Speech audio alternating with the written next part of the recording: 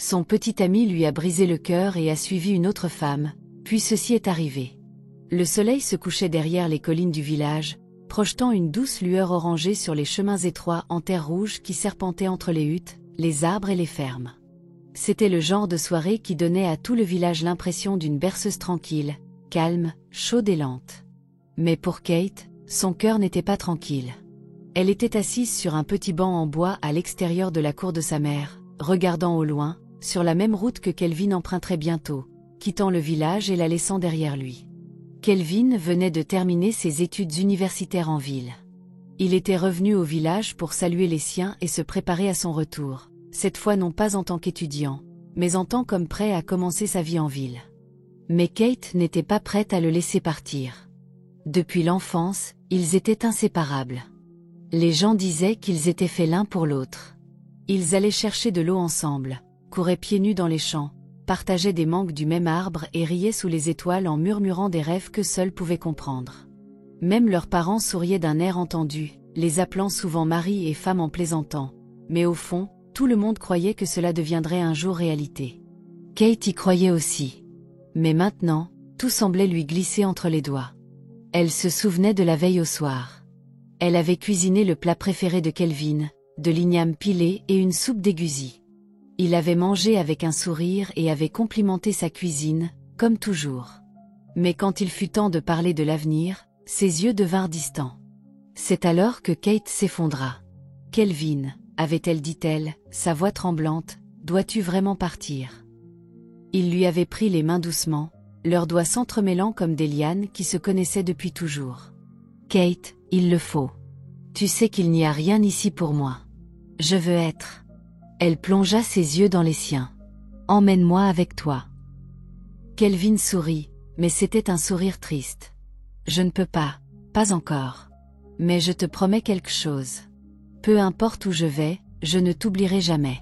Tu es mon cœur, Kate. Tu le seras toujours. » Ces mots représentaient tout pour elle. Ainsi, quand le matin arriva et qu'elle se tenait sur la place du village, regardant Kelvin monter dans le bus en direction de la ville, elle s'efforça de sourire et de faire un signe de la main. Mais son cœur se brisa alors que la poussière s'élevait derrière le véhicule. Ce jour-là, Kate s'assit près du ruisseau pendant des heures, pleurant contre ses genoux. Les jours se transformèrent en semaines, les semaines en devenaient des mois. Et lentement, cette promesse commençait à s'effacer. Au début, Kelvin appelait tous les soirs. Il parlait pendant des heures. Il décrivait le bruit de la ville, les rues animées et combien la tranquillité de leur village lui manquait. Il lui parlait de sa petite chambre, de son nouveau travail et de comment il économisait pour revenir et célébrer un mariage traditionnel.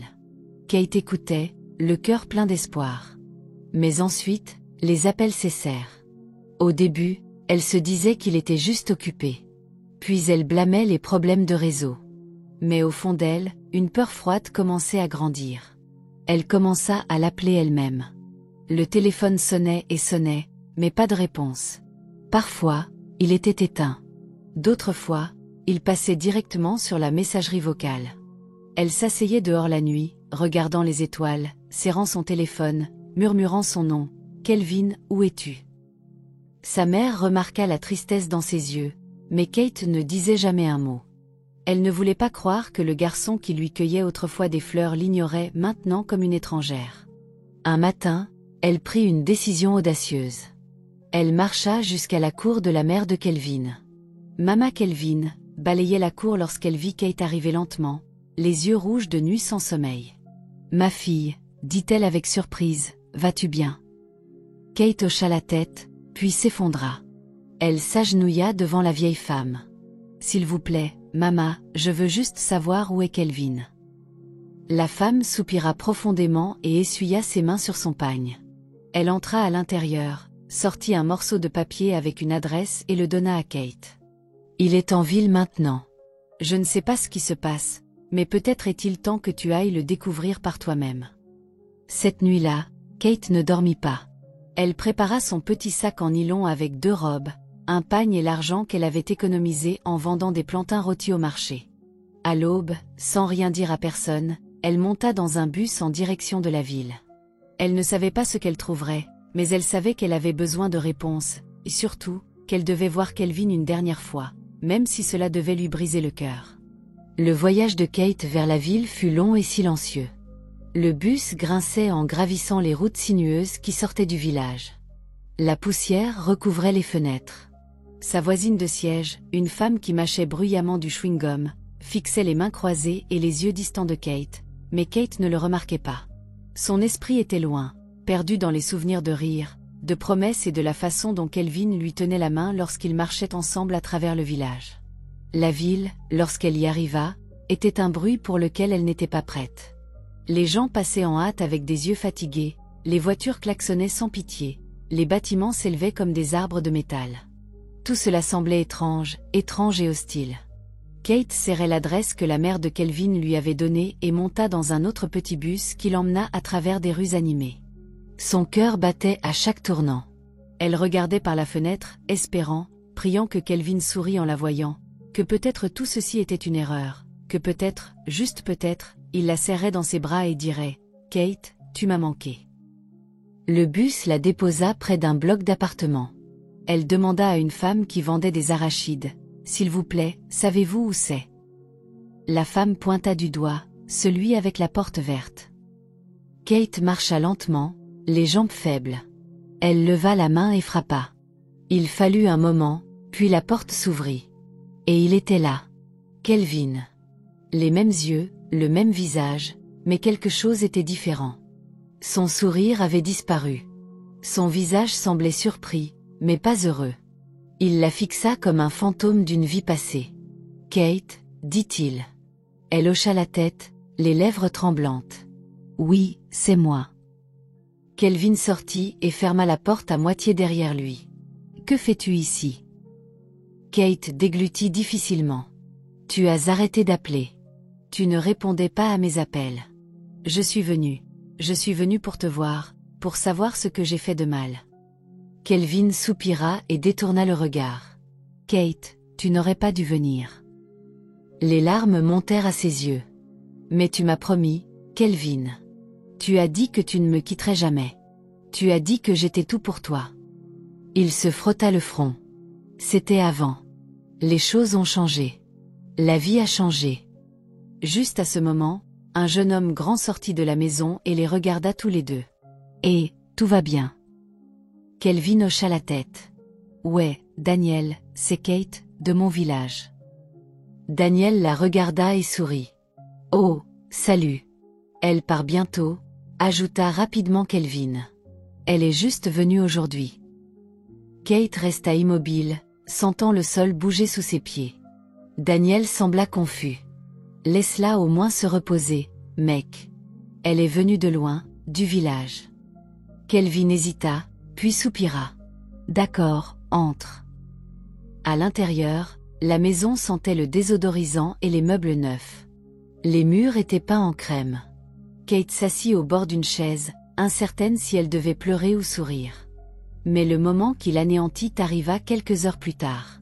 Ils étaient encore dans le salon, Kate buvant de l'eau tranquillement, lorsque la porte s'ouvrit et une femme entra, belle, raffinée, citadine. Sa voix résonna comme une musique. « Bébé, je suis là. » Elle courut directement vers Kelvin et le serra dans ses bras, puis vit Kate. « Oh, qui est-ce » demanda-t-elle, les yeux plissés. Kelvin ne s'y même pas. Il rit un peu et dit « Oh, c'est la cousine de Daniel. Elle est venue du village pour visiter. » Ces mots frappèrent Kate comme des pierres. Daniel regarda Kelvin, choqué, mais ne dit rien. Kate sentit comme si son souffle lui était volé. Elle baissa rapidement les yeux, prétendant ne pas remarquer la douleur dans sa poitrine.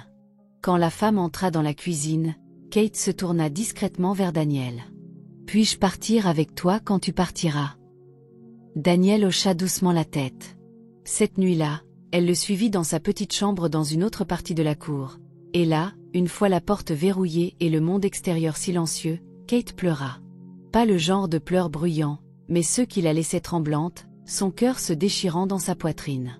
« J'ai attendu pour lui, » dit-elle d'une voix basse. « J'ai cru en lui, et il m'a renié comme si je n'étais rien. » Daniel s'assit à côté d'elle et posa une main sur son dos.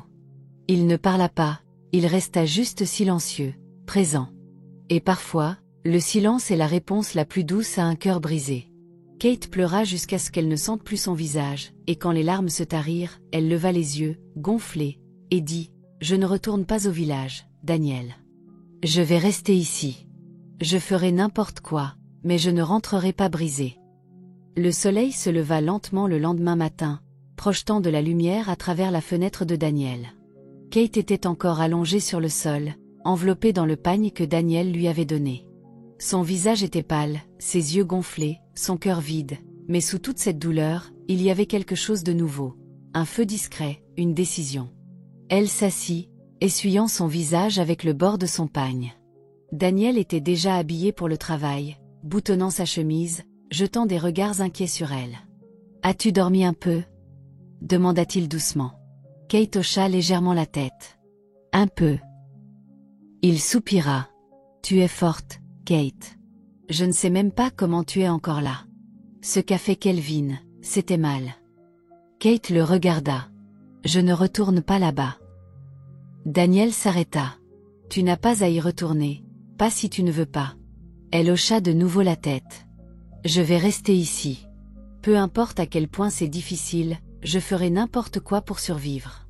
Je ne peux pas retourner au village, pas comme ça, pas avec tout le monde qui attend pour se moquer de moi. » Daniel la regarda longtemps, puis s'assit sur le sol à côté d'elle.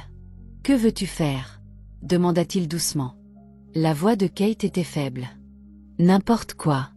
Je peux vendre des fruits, je peux colporter de l'eau dans les rues, n'importe quoi. Je veux juste survivre. » Daniel ne tenta pas de l'arrêter. Il ne la plaignit pas. Il hocha simplement la tête. « D'accord, on commence aujourd'hui. Je vais parler à Mama Kioma au marché. Elle vend des oranges et des pastèques. Peut-être qu'elle te laissera colporter pour elle et prendre une part. » Les yeux de Kate s'emplirent à nouveau de larmes, non pas de tristesse, mais parce que quelqu'un croyait en elle alors qu'elle n'avait rien à offrir. « Merci, » murmura-t-elle. Daniel sourit. « Va te laver. Je t'achèterai du savon et un nouveau pagne en rentrant. On va trouver une solution, Kate. Tu vas t'en sortir. » Ce matin-là, Kate lava son visage, attacha ses cheveux avec un foulard et porta ses meilleurs vêtements. Daniel l'emmena au stand de Mama Kioma. La vieille femme était gentille.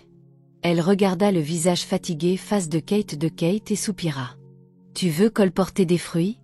Cette ville ne sourit pas toujours, tu sais. »« Je n'ai pas peur, » répondit calmement Kate, répondit-elle calmement. « J'ai juste besoin d'une chance pour une chance. » Mama lui donna un plateau avec des oranges et dit « Ramène l'argent ce soir. Je prends une petite partie, et toi une petite partie. Fais-le bien, fais ça bien, et je te donnerai plus. » À partir de ce jour-là, Kate devint l'une des nombreuses filles marchant dans les rues sous le soleil, appelant les gens avec une voix douce et fatiguée. Voix, orange, orange fraîche, orange douce. Les gens l'ignoraient souvent. Certains se moquaient d'elle. Quelques-uns achetaient. Et chaque soir, elle ramenait le plateau, rendait l'argent à Mama Kioma, donnait sa part et utilisait le peu qui restait pour acheter du savon ou du pain. Et Daniel était toujours là, parfois avec du maïs grillé, parfois juste avec un sourire. Puis un après-midi, Kelvin passa en voiture avec son ami. Il vit Kate sous le soleil brûlant, portant son plateau d'oranges et d'eau. Il s'arrêta une seconde, regarda par la fenêtre et rit. « Elle fait vraiment du colportage », dit-il à Daniel plus tard ce soir-là. Daniel ne répondit pas. Kelvin gloussa. « Eh bien, tu ferais mieux d'aller lui proposer maintenant, puisque tu joues déjà au mari. » Mais Daniel resta silencieux, car dans son cœur, il voyait une fille se reconstruire de ses cendres, une fille plus forte que Kelvin ne le serait jamais, et il tombait déjà amoureux. Le soleil était déjà haut quand Kate quitta la maison ce matin-là. Elle attacha son plateau avec un foulard et le balança doucement sur sa tête. À l'intérieur du plateau se trouvaient des sachets d'eau pure et quelques oranges mûres. La route était poussiéreuse, les voitures passaient à côté d'elle comme si elles n'existaient pas, mais Kate marchait avec une dignité silencieuse. Elle passait par les banques, les arrêts de bus et le carrefour animé où elle réalisait la plupart de ses ventes. Sa voix était fatiguée mais claire, eau froide, orange douce. Personne ne connaissait son histoire. Personne ne savait combien de douleurs elle portait sous son sourire. Puis, en se dirigeant vers la place commerciale, elle vit une voiture noire s'arrêter devant un grand bâtiment. Un homme en chemise blanche et pantalon noir en sortit précipitamment. Il semblait être quelqu'un d'important. Kate n'y prêta pas trop attention jusqu'à ce qu'elle voie quelque chose tomber de sa poche. C'était un portefeuille. Il tomba si discrètement que l'homme ne le remarqua pas. Kate posa immédiatement son plateau sur le trottoir et ramassa le portefeuille. Sans réfléchir, elle courut après lui. « Monsieur. Monsieur, excusez-moi, monsieur. » Appela-t-elle. L'homme s'arrêta et se retourna. Kate s'arrêta devant lui, essoufflée. « Votre portefeuille, il est tombé quand vous êtes descendu de la voiture. » L'homme la regarda, stupéfait. Il prit le portefeuille lentement de sa main, fixant toujours son visage. « Merci, dit-il. Tu es très honnête. » Kate hocha la tête. « Oui, monsieur. » Il mit la main dans sa poche et sortit quelques billets de Naira. « Prends ça, achète-toi à manger. » Mais à Kate secoua la tête. « Non, monsieur, je ne l'ai pas fait pour l'argent. » L'homme sourit doucement, surpris par sa réponse. Il sortit une carte de visite fine de son portefeuille et la lui tendit. « D'accord, alors. Si tu as besoin d'aide un jour, viens me voir. C'est l'adresse de mon bureau. Demande monsieur Thompson. » Kate accepta la carte avec les deux mains. « Merci, monsieur. » Il lui lança un dernier regard. Quelque chose dans son visage le fit s'arrêter à nouveau, mais il hocha la tête et entra dans le bâtiment. Kate retourna à son plateau et continua sa journée, sans savoir que cette petite rencontre allait changer sa vie. 3 jours plus tard, elle se rendit à l'adresse du bureau indiquée sur la carte. L'édifice était magnifique et grand. Elle portait sa robe la plus propre et attachait son foulard soigneusement. Son cœur battait fort alors qu'elle montait les escaliers. Elle n'avait aucune idée de ce qu'elle dirait, mais quelque chose en elle lui disait d'y aller. À la réception, elle dit doucement « Je voudrais voir monsieur Thompson, s'il vous plaît. » La femme au bureau leva les yeux et décrocha le téléphone. Quelques minutes plus tard, Kate fut conduite dans un grand bureau avec des fenêtres en verre et des étagères remplies de dossiers. Monsieur Thompson se leva lorsqu'il la vit. « Tu es venu, dit-il avec un sourire.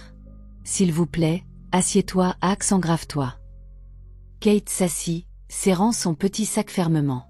Il la regarda à nouveau, ses yeux calmes mais curieux. « Comment tu t'appelles ?»« Kate, » répondit-elle. Il hocha la tête. « D'où viens-tu ?»« Je viens du village, » dit-elle. Ses sourcils se levèrent légèrement. « Ah bon ? J'ai servi dans ce village il y a de nombreuses années, il y a longtemps, pendant mon service de jeunesse. J'ai connu une fille là-bas. Elle était belle, douce, elle s'appelait Margaret. » Les yeux de Kate s'écarquillèrent un peu. « C'est le nom de ma mère. » Monsieur Thompson se pencha en avant. « Que as-tu dit ?»« J'ai dit, ma mère est Margaret, Margaret John, » dit-elle.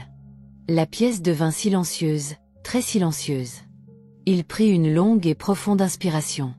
Ses mains tremblaient légèrement. « Kate, s'il te plaît, j'espère que ça ne te dérange pas. Puis-je rencontrer ta mère ?» Kate cligna des yeux. « Vous voulez la voir ?»« Oui, » dit-il en se levant. « Je veux juste être sûr. » 2 jours plus tard, il la suivit silencieusement au village.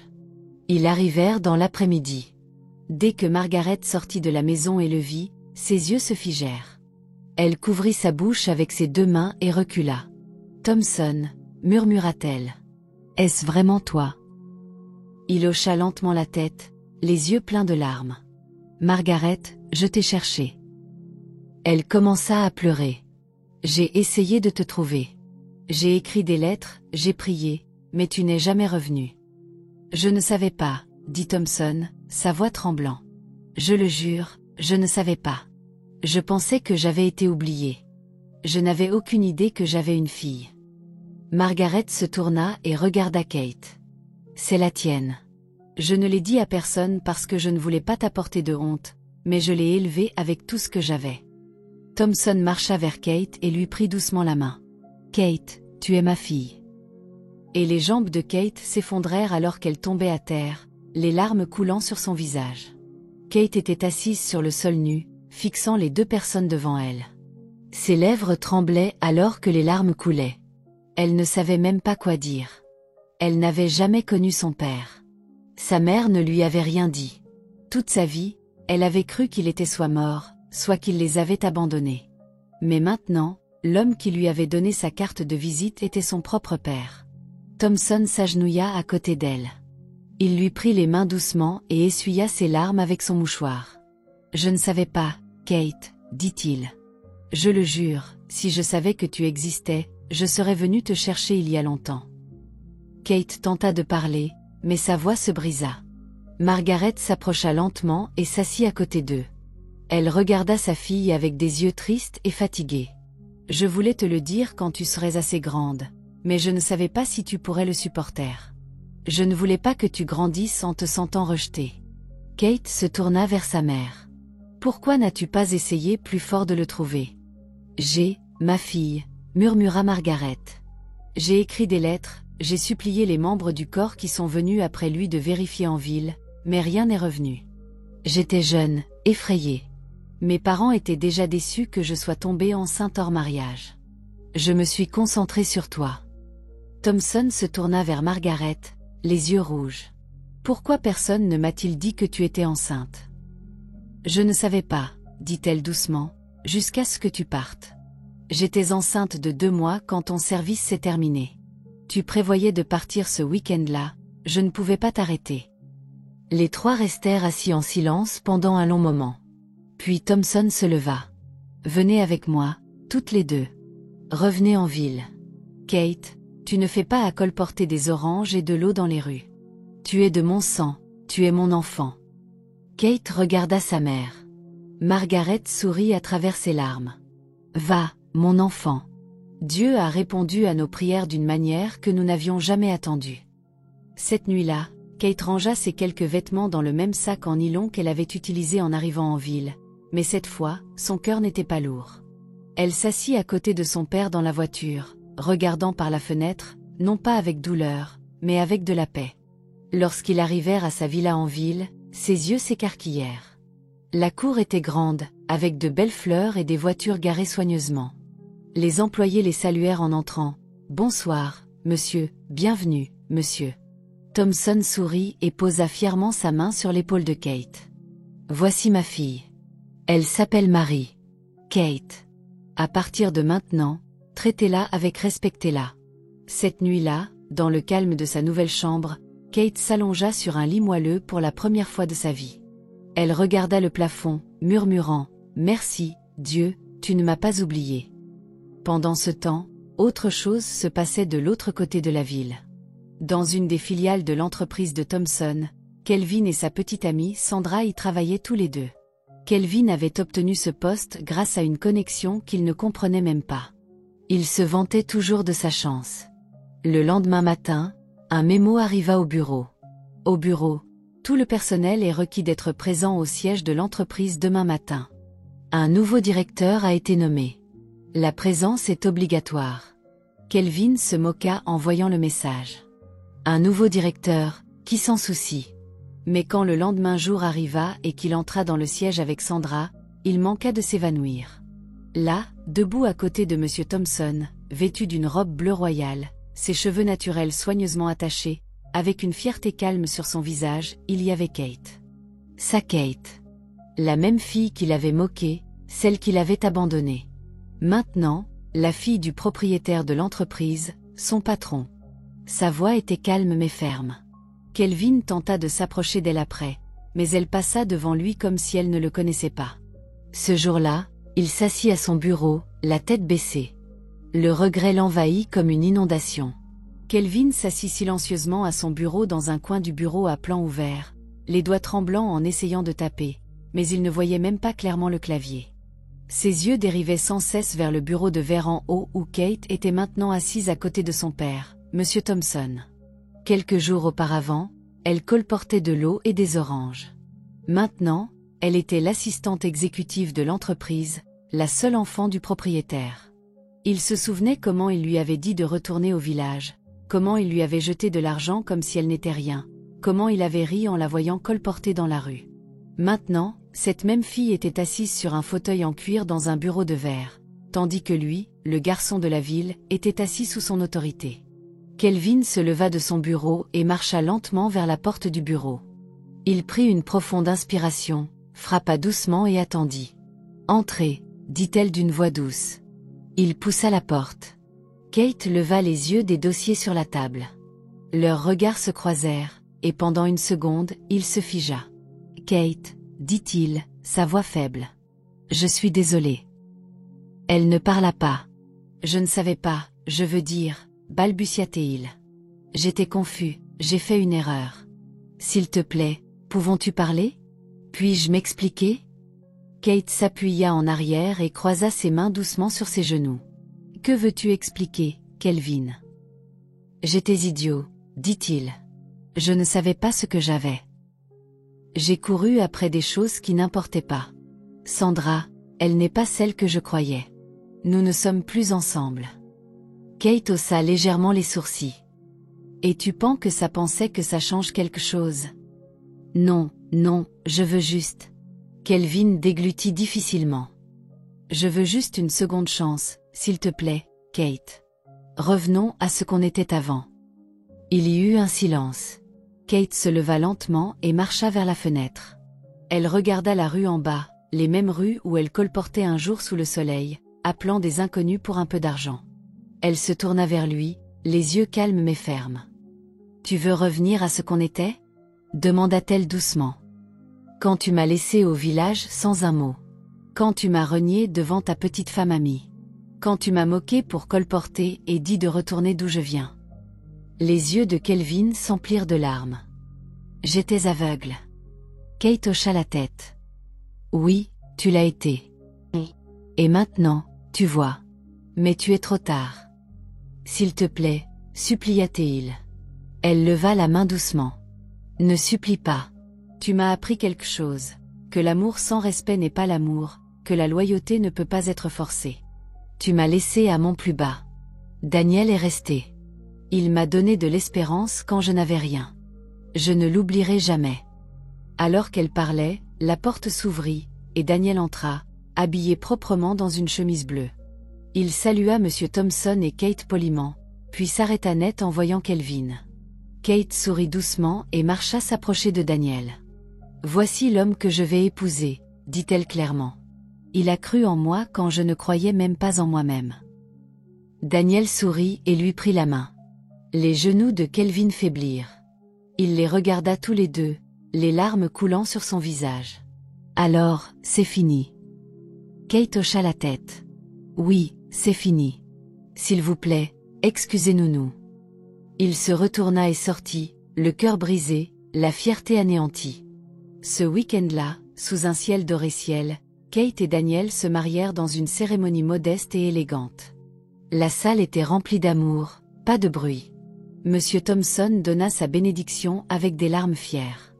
Margaret, la mère de Kate, dansa de joie. Les invités murmuraient avec admiration. C'est la fille qui colportait de l'eau pure, maintenant la fille d'un milliardaire.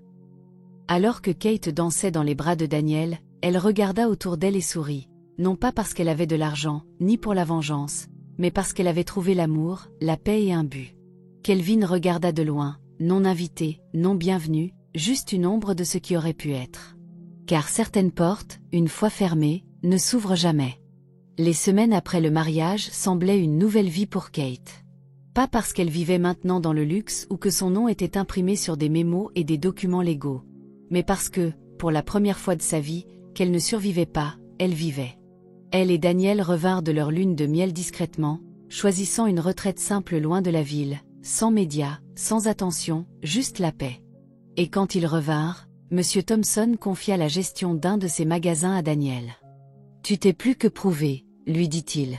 « Ce n'est pas juste pour avoir épousé ma fille. C'est pour être l'homme qui a vu sa valeur avant tout le monde. » Daniel accepta humblement, promettant de le gérer avec intégrité et excellence. Quant à Kate, elle décida de retourner à l'école. Son père engagea un tuteur privé pour l'aider à préparer au concours d'entrée. « L'éducation est ton droit, » lui dit-il. « Je ne t'ai pas élevé, mais je te donnerai tout ce que je peux maintenant. » Margaret s'installa en ville pour être plus proche de sa fille. Leur réunion apporta une joie qui effaçait des années de larmes silencieuses. Elle et Monsieur Thompson parlaient souvent, doucement et respectueusement, parfois du passé, mais surtout de l'avenir de Kate. Mais tout le monde n'avait pas trouvé la paix. Kelvin était devenu une ombre dans l'entreprise. Son travail était moyen, son attitude terne. Il ne riait plus bruyamment ni ne marchait avec fierté. Même Sandra, la fille qu'il avait autrefois choisie plutôt que Kate, l'avait quitté, non seulement sa vie, mais aussi l'entreprise, après avoir été surprise en train de voler de l'argent sur un projet. Un soir, Kelvin se présenta à la porte de la maison de Monsieur Thompson. Il était plus mince, sa chemise froissée, ses yeux creusés. Le gardien refusa d'ouvrir la grille, mais quand Kate le vit depuis le balcon à l'étage, elle descendit tranquillement. Il s'agenouilla en la voyant. « Kate, s'il te plaît, dit-il. » Elle s'approcha, mais pas trop près. « Que veux-tu, Kelvin ?» Il leva lentement les yeux, la voix brisée. « Je n'ai plus personne. J'ai tout perdu, et je ne sais que je le mérite, mais je veux juste que tu me pardonnes. » Kate resta silencieuse un long moment, puis parla calmement, comme si elle lisait de son cœur. « Je t'ai pardonné au moment où je me suis éloignée de toi. Je t'ai dit quand j'ai arrêté de pleurer. Mais le pardonner ne signifie pas que je vais oublier ou que je te laisserai de revenir dans ma vie. » Il hocha la tête, les larmes tombant sur le sol. « Tu m'as dit un jour de retourner d'où je viens, ajouta-t-elle, dit-elle, et je l'ai fait. Mais fait. Mais la vie m'a fait avancer à la place. » Avec cela, elle se retourna et rentra à l'intérieur, fermant la grille derrière elle. Cette nuit-là, elle s'assit sur le lit à côté de Daniel, posant sa tête sur sa poitrine. « Je l'ai vu aujourd'hui, dit-elle. Daniel hocha la tête. « Tu vas bien ?» Elle sourit. « Je ne suis pas plus que bien. » Il embrassa son front. « Tu m'as chaque joie qui te trouve. » Et elle le faisait. Car dans un monde où les gens cherchent la beauté et l'argent, Kate s'était accrochée à la vérité, à la loyauté et à la dignité. Elle avait été brisée, moquée et oubliée, mais elle n'avait jamais perdu son âme. Et quand son heure est venue, elle s'est élevée, non pas pour se venger, mais pour prouver que la grâce ne s'épuise jamais pour ceux qui marchent avec un cœur pur. Leçon morale. Parfois, ceux qui vous rejettent seront ceux qui vous regarderont briller plus tard. N'oubliez jamais qui vous êtes, même lorsque le monde vous oublie. À la fin, la vérité, l'amour et la patience gagnent toujours.